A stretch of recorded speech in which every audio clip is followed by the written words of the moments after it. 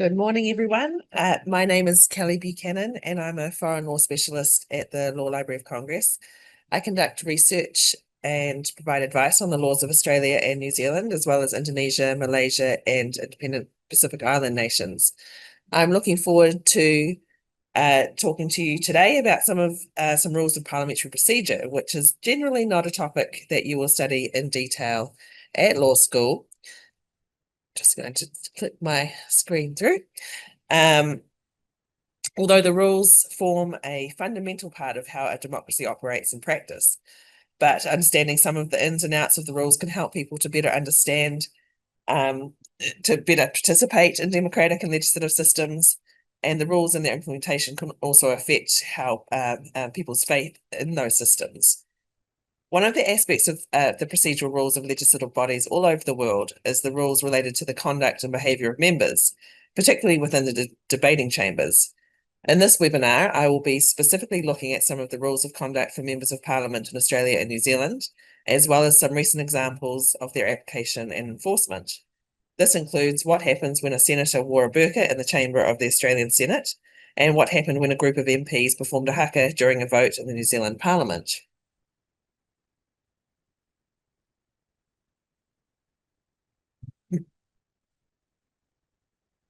In terms of the history of the various parliamentary rules and the ability for a legislative chamber to discipline those who breach the rules, including both members and non-members, in the United Kingdom, the right to discipline offenders has been established by precedent and has been accepted by the courts.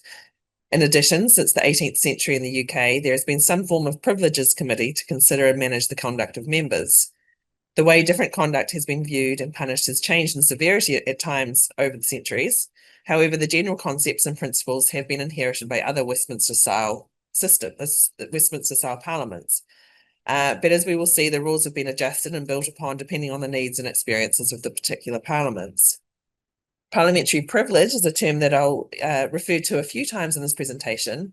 In Australia and New Zealand, one of the most important privileges is freedom of speech, based on Article 9 of the UK Bill of Rights of 1689, which states that freedom of speech and debates of proceedings in Parliament ought not to be impeached or questioned in any court or place out of Parliament. More broadly, members have legal immunity against civil or criminal liability for their actions or statements they make in the course of performing their duties. There are multiple other privileges, including both immunities and powers, such as powers to hold inquiries and obtain evidence, and the power to control the House's own proceedings and to punish contempt of the House. The protection of parliamentary privileges is therefore both a constitutional matter and a basis for the establishment and enforcement of parliamentary rules. Parliaments are able to independently establish their own internal rules and punish their own members for breaching them, without intervention from any other authority. Some aspects of the arrangements related to privileges are codified, reaffirmed, and clarified in legislation in both Australia and New Zealand. And although the courts rarely intervene in the workings of the parliaments, the houses and their members do have a duty to comply with any applicable legal provisions. And there have been disputes between courts and legislatures over the scope of parliamentary privilege. The parliaments avoid setting out their own rules of procedure and legislation, and the rules of procedure of the Australian and New Zealand parliaments contained in their standing orders are not enforceable in the courts. The standing orders are not intended to diminish the privileges and immunities of the relevant House, but essentially regulate the exercise of legislative power and can therefore be considered as constitutional rules. The standing orders, of course, regulate a wide range of procedural matters, including how time is allocated for bills and speakers, the different stages of a bill, the establishment and operation of parliamentary committees, and how the rules themselves can be amended or even temporarily suspended or supplemented by other rules or decisions. Now, the particular aspect of the rules I'll be outlining today relates to the conduct and behaviour of members themselves within the debating chamber and performing their duties more broadly. And this is where we see terms like contempt of the House, censure, suspension, etc. One thing we don't see in Australia or New Zealand is the term expulsion, as both countries prohibit the expulsion of members for even serious misconduct, whereas the penalty is still available in the UK House of Commons and in the US Congress too.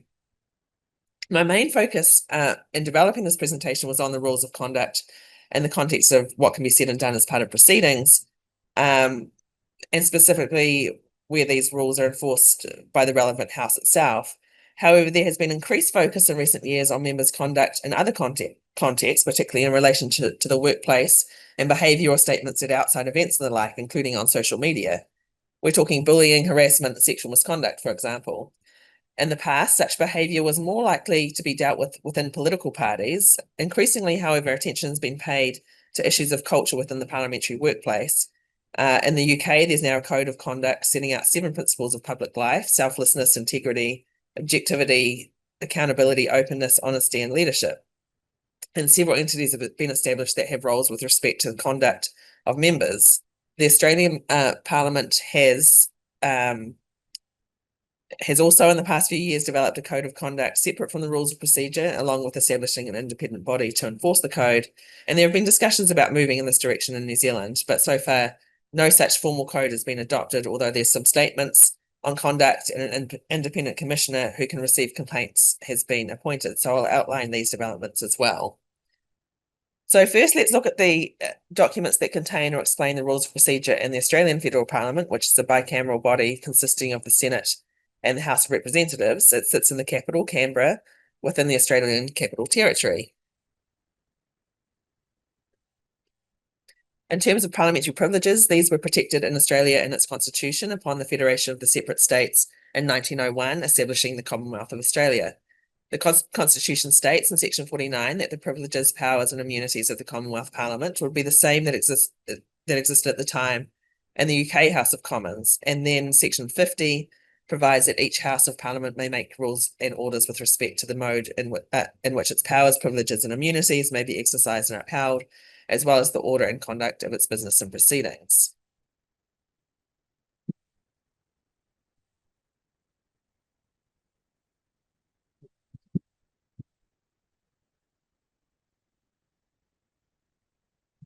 It wasn't until 1987 that the Parliament passed legislation that, as I mentioned, codifies and clarifies aspects of the law of privileges. This includes reinforcing the application of the freedom of speech article in the Bill of Rights and setting out certain immunities and powers that form part of parliamentary privilege. It provides that the Houses of Parliament can impose fines on non-members for contempt, includes protection for witnesses who give evidence to Parliament, and as I said, it prohibits either House from expelling members. Within the House of Representatives, the standing orders are the main set of rules of procedure, and there are also sessional orders that are adopted by resolution during a parliamentary session, usually on the recommendation of the Standing Committee on Procedure. You can see here the resources available on the House website for learning more about the rules and practices that apply. Some of this is aimed at the public and those such as students who want to learn about how Parliament works. Others, such as the House of Representatives Practice and Guide to Procedures, as well as the Procedural Digest, seen on this slide, are used by staff and members understanding. These set out the more of the nitty-gritty of what members are allowed to say and do, what constitutes breaches of the rules, and how they can be enforced. In terms of misconduct on the part of members within the chamber, House of Representatives Practice explains that dealing with such issues primarily falls under the standing orders rather than through the application of the law of privilege or contempt. And the House also expresses its opinion on members' conduct by motions of censure. So turning to those orders, we have House Standing Order 91 on disorderly conduct, which you can see deals with how one should or should not conduct oneself in debates in the chamber. You can see the type of authority that the Speaker has to manage those debates and keep everyone in line. These rules sit within Chapter 8 of the Standing Orders on debate, order, and disorder.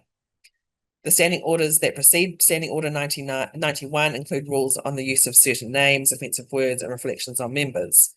The standing orders that follow Standing Order 91 are then about the possible responses to disorderly conduct, including the ability for the Speaker to intervene and to determine whether or not a member's conduct is offensive or disorderly.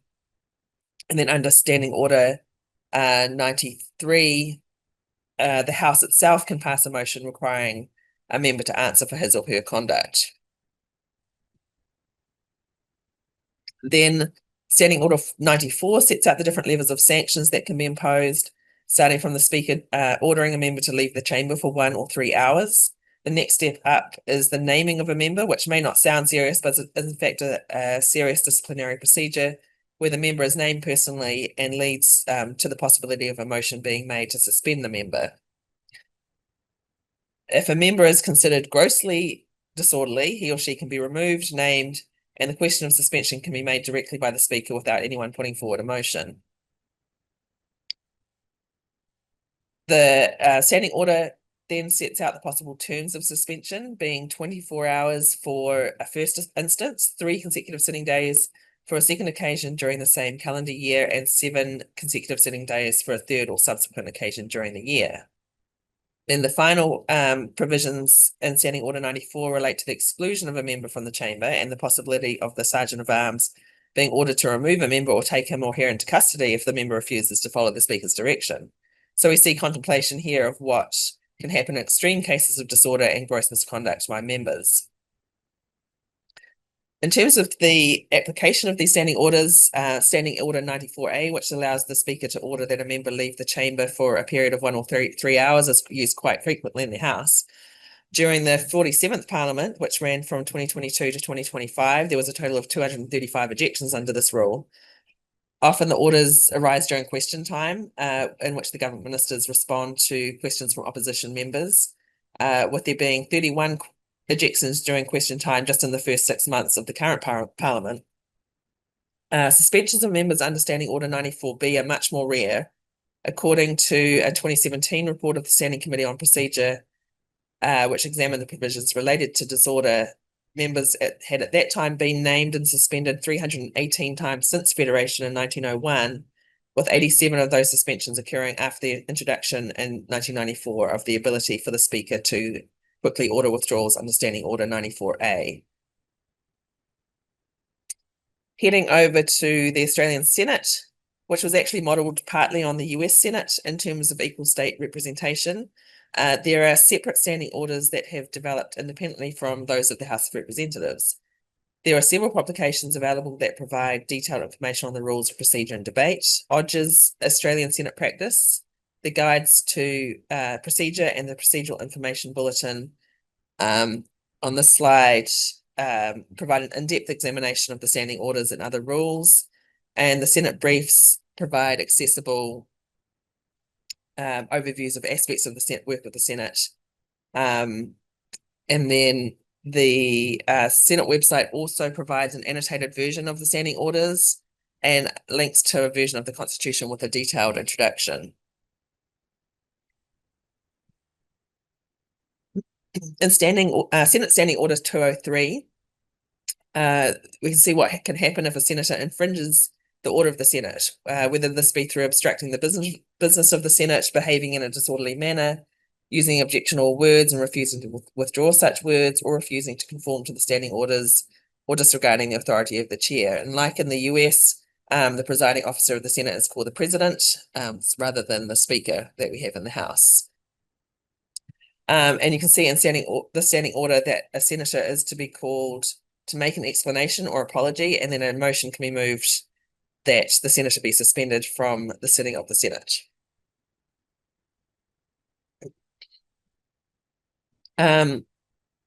Standing Order 204 states that for a first offence, the suspension is just for the remainder of the sitting day.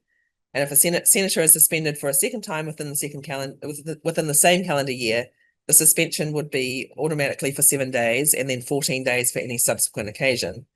Again, there's the authority for an officer to enforce the removal of a senator if needed. In subsequent standing orders, there are further authorities for the Senate as a whole to intervene in quarrels and even to take someone into custody. Now, you'll notice that there isn't a parallel ability to that of the Speaker of the House to order that a senator leave the chamber for a short period of time. Odge's on Senate Practice explains that the responsibility for maintaining order is imposed on the whole Senate rather than the chair. This is reflected in the fact that the rules provide for any senator to move a suspension motion, and the Senate must vote on it. There have previously been proposals, which were considered by the Procedure Committee, for the President to be empowered to remove senators from the chamber for short periods as a means of checking disorderly conduct. But the committee was of the view that unless there was consensus on this issue, the rule shouldn't be changed. And essentially it considered that persistently unruly behaviour reflected on the Senate as a whole, and therefore was the responsibility of the whole Senate. Odges also notes that suspensions of senators for disorder are very rare. There were a few instances in the 1970s, after which the wording of the relevant standing orders was reviewed, and the wording about offences taking place within the same calendar year was added. There was a further revision in the late 80s to change the periods to sitting days rather than calendar days, and since then there've only been a handful of suspensions. So I turn to an instance where standing orders 203 and 204 were utilised fairly recently, involving Senator Pauline Hanson, who is the leader of the One Nation Party in Australia. This was actually somewhat of a repeat of an approach she'd taken previously in 2017, when seeking to introduce legislation to ban full face coverings in public places in Australia. Essentially, on November 24th, 2025, she entered the Senate chamber wearing a full black burqa that covered her head, face, and body. And as in 2017, the chair of the Senate ruled that the wearing of the burqa was an improper use of a prop and directed that Senator Hanson either remove it or leave the chamber. The senator refused to comply with the order. She remained in the chamber with the burqa on, resulting in the leader of the government in the Senate to put forward a motion that Senator Hanson be suspended for the remainder of the sitting day. She still refused to withdraw, and the president suspended the whole sitting due to this disruption caused. The next day, the leader of the government moved a censure, with Hanson being invited to make an explanation or apology. She did speak, but she didn't apologise, and she argued against the censure. The leader of the government then moved a further suspension for the refusal to comply with the president's order to leave, which resulted in the automatic 7-day suspension because it was the second refusal to comply with an order. It appears that this was the only time a second offence suspension was made since the 70s. And the motion also barred Senator Hanson from representing Australia in overseas parliamentary delegations for the remainder of the current parliament. And this is the wording of the censure motion. There's reference to the senator's actions disrespecting the parliament and being inconsistent with the standards of behaviour that all parliamentarians have an obligation to uphold, and setting out the procedural steps that were taken in response. There's also reference to the standing orders and Hanson having disregarded the authority of the Senate president.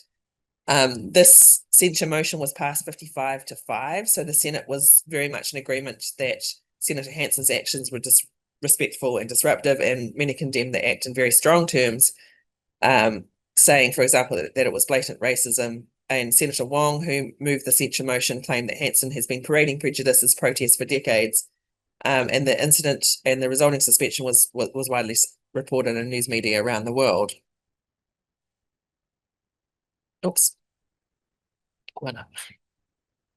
Senator Hanson, of course, is well known for being outspoken and controversial. More recently, she was censured by the Senate for comments she made in a TV interview in March this year, in which she suggested that there are no good Muslims. This was solely a censure motion, however, not a suspension, and such motions don't have direct legal or constitutional consequences under the standing orders or elsewhere.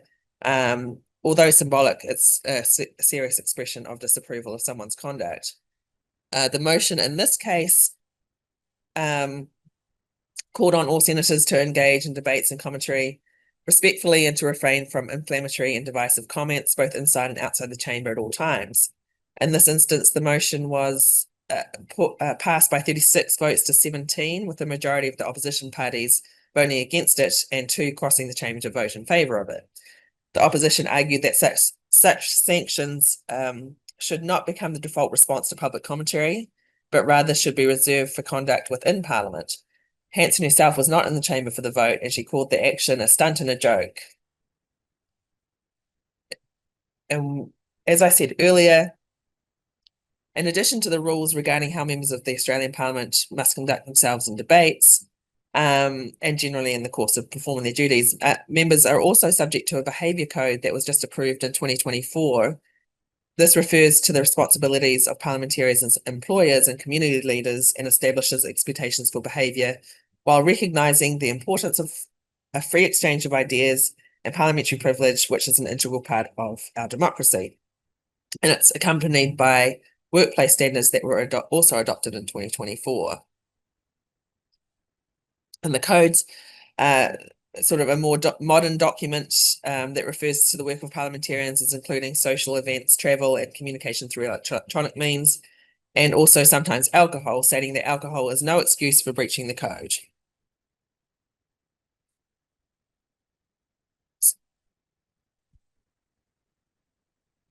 Complaints about breaches of the code can be made to an independent commission that was established by a statute. And the statute also established a joint parliamentary committee on parliamentary standards. There's been one recent ruling on a complaint related to social media postings by a senator, with the commission imposing sanctions involving training and a behaviour agreement for the senator under which he undertakes to refrain from using racist, homophobic, sexist, or other demeaning language, whether verbally or in writing, including on social media. So over to New Zealand now, where there's a unicameral parliament, which sits in Wellington. New Zealand has what is referred to as an unwritten or uncodified constitution, which is made up of various statutes, laws and conventions inherited from the UK, as well as judicial decisions.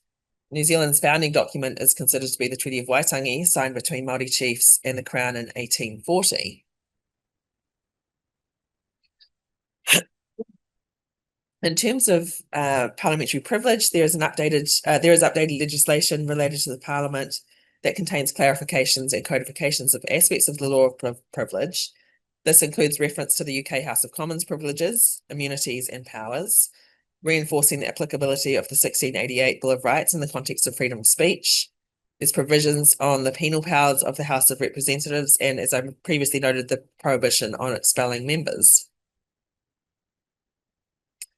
In terms of rules of procedure, we have the standing orders as well as speakers' rulings, which are compiled and made available by the Office of the Clerk, which is how we say it in British English for whatever reason. I know Americans say clerk, but I always get told that I'm saying it wrong, but that's in British English we say clerk.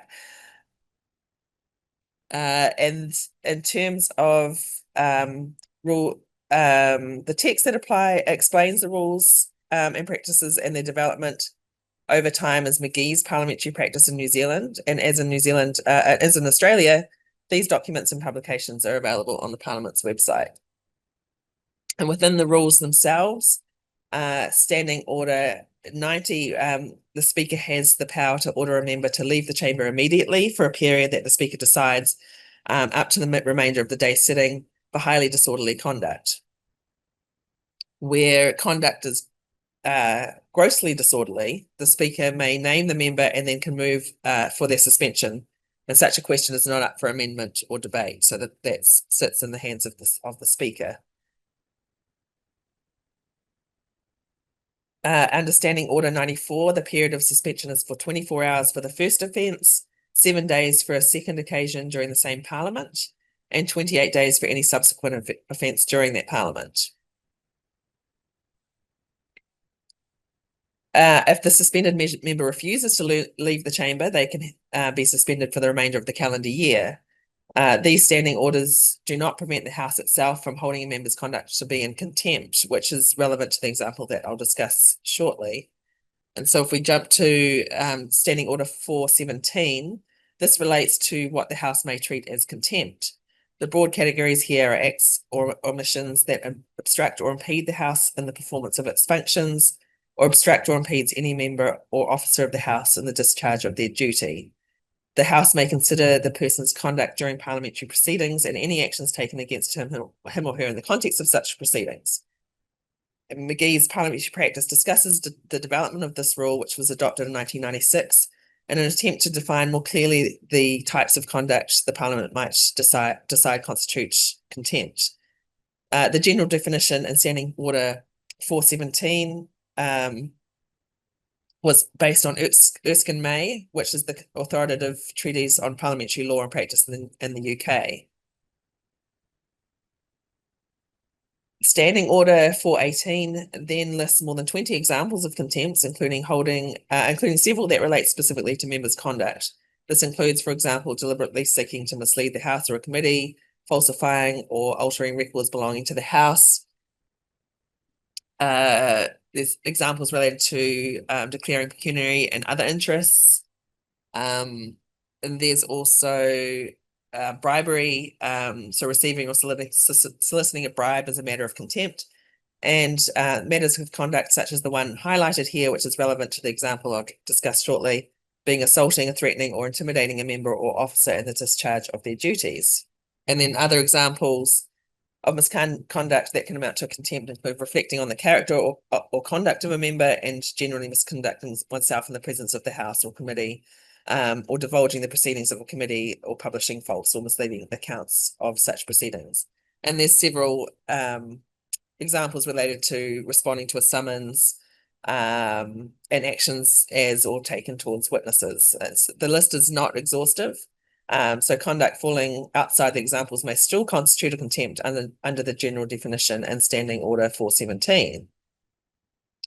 McGee's parliamentary practice explains that it is the essence of parliamentary privilege that the House acts as judge in its own cause when it makes an allegation of breach of privilege or contempt and adjudicates upon it. Ultimately, the House must decide when to exercise its privileges, and genuine differences of opinion may arise as to whether doing so in a particular case is justifiable.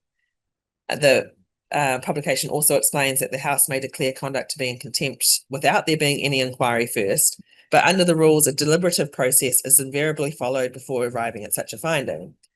The process involves the Speaker deciding that a matter falls within the definition of contempt and ruling on whether or not the conduct complained of potentially entails a breach of privilege or falls within one of the examples of contempt, or otherwise under the general definition of contempt.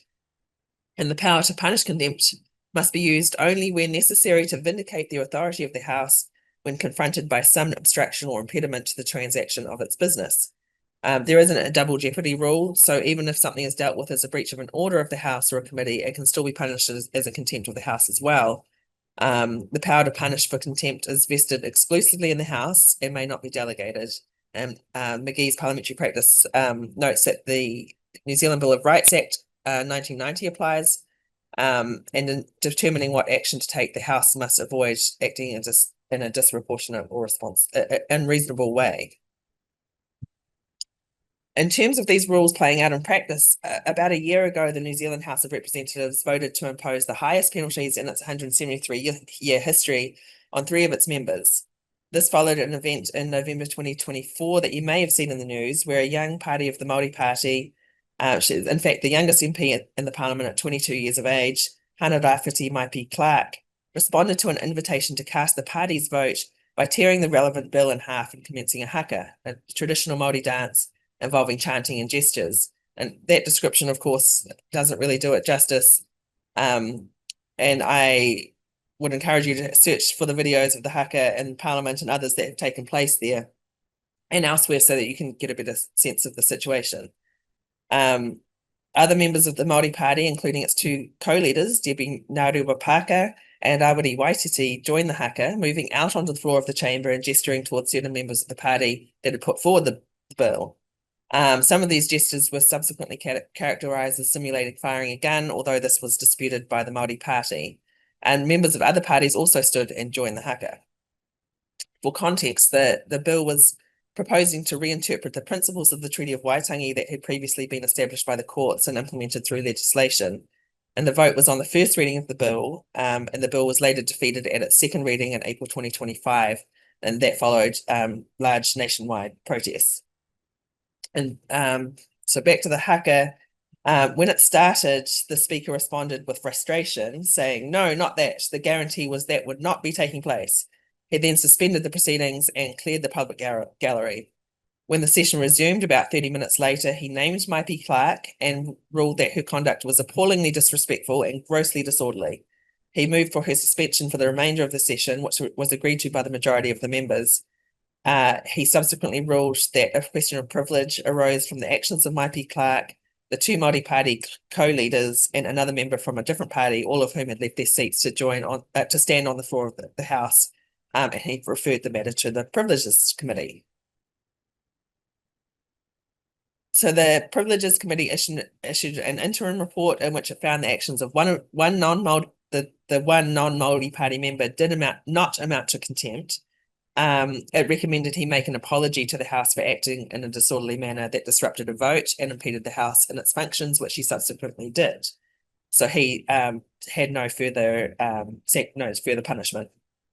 But in its final report, The Privileges Committee found that the behaviour of the three other members did amount to contempt, saying that it is highly disorderly to interrupt a vote while it is being conducted, and that the threshold during which an interjection during a vote may be considered contempt is if the interruption could be considered intimidatory. It recommended that Maipi Clark be suspended for 7 days and that the co-leaders of the Māori Party be suspended for 21 days each. It stated that we acknowledge the severity of the penalties proposed for Ms. Ngāruwa Paka and Mr. Waititi. Suspension from the House deprives the members' constituencies of a voice in Parliament. However, we intend to leave members in no doubt that the behaviour discussed is not acceptable and that the intimidation of other members of the House is treated with utmost seriousness.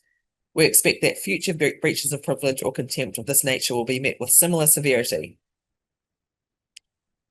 The House as a whole subsequently debated the report and possible sanctions during sittings in May and June last year and voted in early June to censure and suspend the three members for the periods recommended by the committee.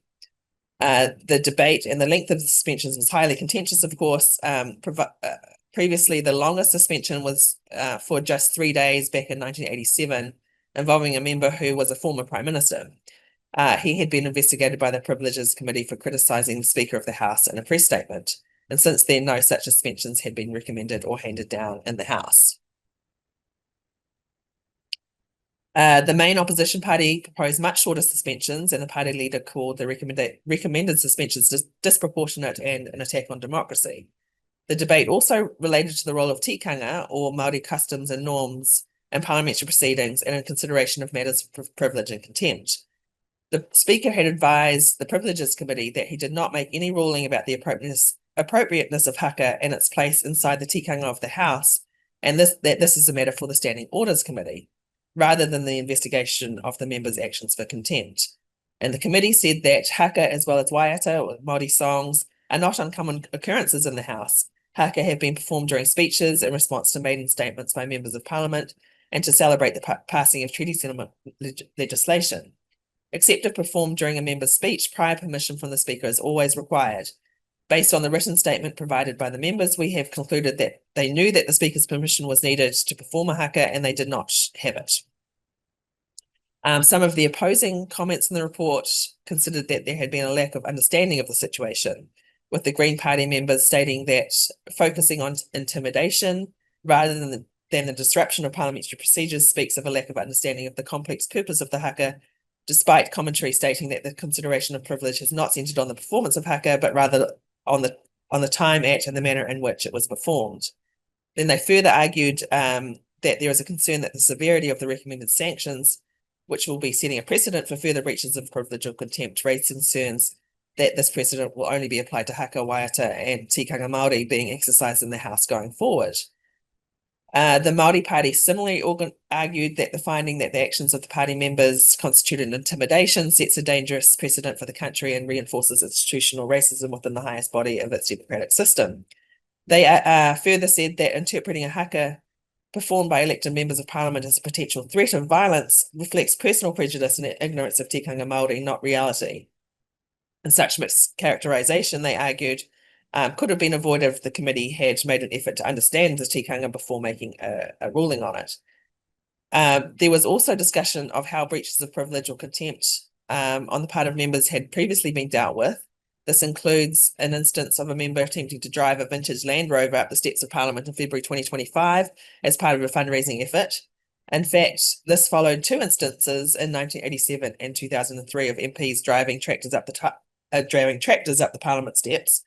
In the 2003 case, the driver was charged with disorderly conduct by police, but let off with a warning. Then in 2007, two MPs got into a physical altercation in a corridor outside the debating chamber, and there was no punishment from the House on that occasion. More recently, in 2023, a member was found in contempt by the Privileges Committee for threatening behaviour towards an MP from another party, but there was no suspension.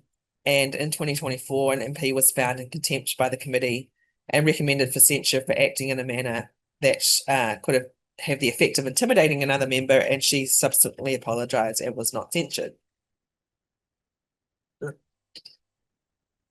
A more recent example of a member being ordered to leave the House took place in August 2025 when a Green Party MP spoke in a heated debate on whether the government should recognise Palestine as a state. She said that the party's other legislation related to sanctioning Israel could pass if we find 6 of 68 government MPs with a spine. The Speaker said that those words were unacceptable and ordered the member to withdraw them and apologise. She refused, which is unusual in the House.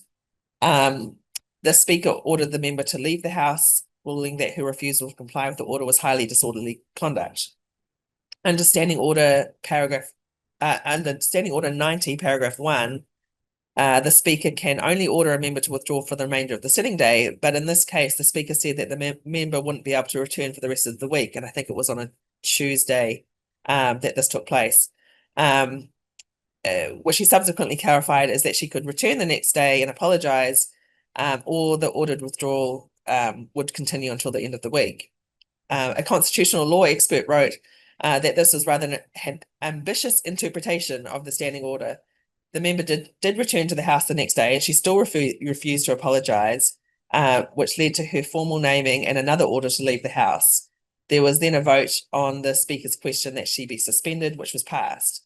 There then ensued a debate about the application of the standing orders and a previous Speaker's ruling on dealing with conduct, as well as previous examples of words being used that didn't result in such strong actions against the members concerned. Various members of Parliament indicated that they felt the Speaker was being unfair and inconsistent, and that he wasn't actually correctly applying the rules. In fact, the Parliamentary Library examined 22 years of records and found that at least 585 members had been ejected from the chamber, but there was no instance of the Speaker requiring an apology before a member could return. There's actually a Speaker's ruling from 2001 on that point, stating that where a member refuses to apologise and is ordered to leave the chamber, the matter is considered over at that point. The library also found multiple instances of members using the term spineless or very similar terms, many without punishment. As a result of the debate between the Speaker and members and the statements made by the Speaker during that debate, new rules could be formed and included in the Speaker's rulings. In addition, there's a scheduled review of the standing orders currently underway by the Standing Orders Committee. So possibly there could be some clarification or changes to the steps that must be taken in sanctioning a member. As I noted, unlike Australia, New Zealand does not have a formal code of conduct for members of Parliament. The possible need or desirability of having such a code has come up at different points in time. There's been studies of examples from overseas, and McGee's parliamentary practice states that historically there has been reluctance to adopt detailed ethical guidelines for members, taking a view that advice about appropriate behaviour is primarily a matter for induction training and internal party discipline. It has been considered that while members may affirm particular standards of behaviour, that is their personal choice. At various times, a range of parliamentary political parties have subscribed to their own rules of own codes of conduct or to voluntary codes of conduct between parties. Then in 2020, after a review into parliamentary workplace issues, a series of statements were published regarding behaviour expectations of the parliament for the parliamentary workplace, including on the part of members. These related to, for example, bullying, harassment, and acting respectfully and professionally. And members must actually sign on to complying with these statements in order for staff to be assigned to their offices. There's a sort of three-way employment situation with employees and parliamentary services, and then the members themselves. And then in 2022, an independent commissioner for parliamentary standards was appointed with the remit to receive and inquire into any complaint from someone working within the parliamentary precincts or in an electorate and community office into conduct by a member that appears inconsistent with the behavioural statement set by Parliament. It doesn't appear that the formal complaint process has really been utilised yet, though. And according to a survey of people working in Parliament, only about half of the respondents were aware of the Commissioner's role. So we've seen different ways that a member of Parliament's conduct can be addressed within the two parliaments, including directly in the debating chamber by the Speaker and by the whole House. Reference to persons to a privileges committee for investigation and subsequent punishment by the House, and more administrative mechanisms such as an independent complaints body for behaviour in the workplace and more broadly, including on social media. So we have, what have we got? A few more minutes, probably 15 or 20 minutes actually for questions. I'm going to check in the Q&A to see if there's anything there.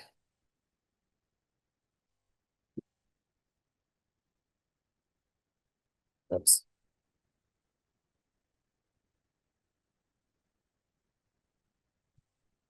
With a walkout from Parliament sessions.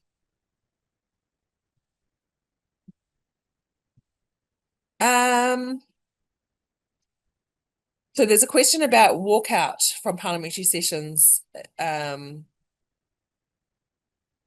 That's not something I'm sure there would have been much publicity about it, and it's not something I've seen happening in New Zealand or Australia in terms of a full walkout and protest of something. I mean, a member themselves, I guess, if they're disgruntled, may withdraw themselves, but I have not in terms of a whole party walkout, as far as I know. Oh, right.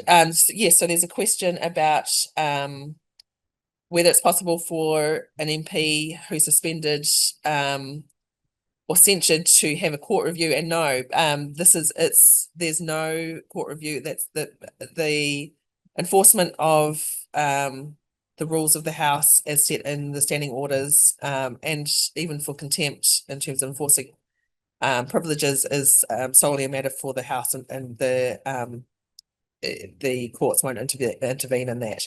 Now, if it's something where someone sues a member, or something said outside the House, for example, and there's proceedings in some way, then that matter of parliamentary privilege would come up as a matter for the courts to examine, and the Parliament may make submissions to the court on their understanding of parliamentary privilege and that sort of thing. Actually, the two statutes on parliamentary privilege in New Zealand and Australia, I believe, both resulted from court discussions of parliamentary privilege, and therefore the desire on the part of the legislature to clarify that in response. But no, there's no review of suspensions by the court. That's only up for debate in Parliament and in the media, of course, public and the media.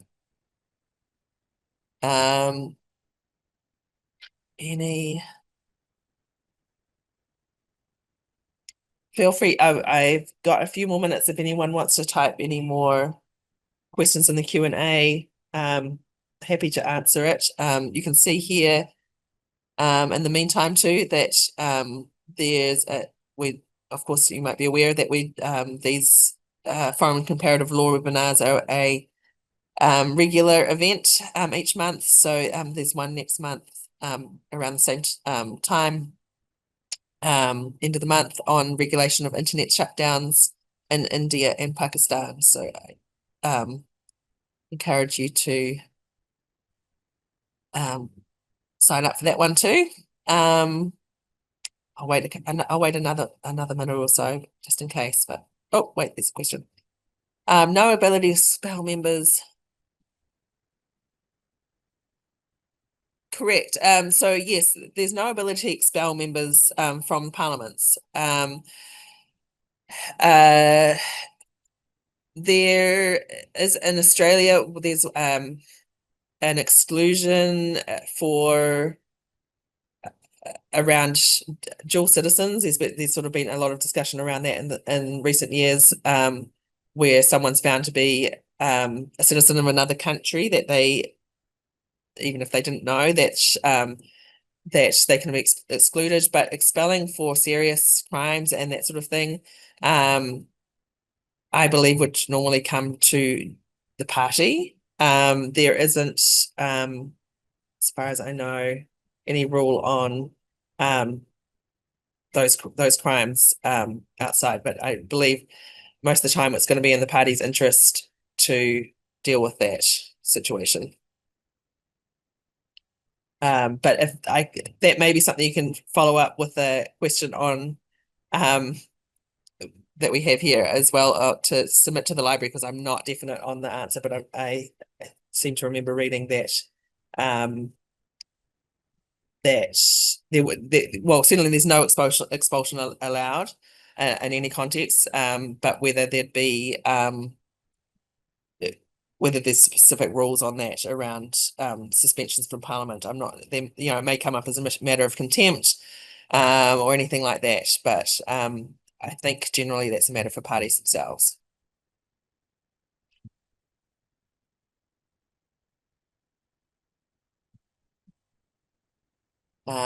Anything else? It's hard because I don't see any. It doesn't, like it when you do a chat. Sometimes you get the dots come up to show that someone's typing, so I can't tell if anyone's in the process of typing a question. But I think we'll end it there. And if there are any further questions, please do feel free to submit them through Ask a Librarian. Happy to help with research on these matters of privilege and things like that. So thanks very much, everyone, for attending today, and I hope it was interesting and you learned something different. And hopefully we'll see you next month. Thanks, everyone.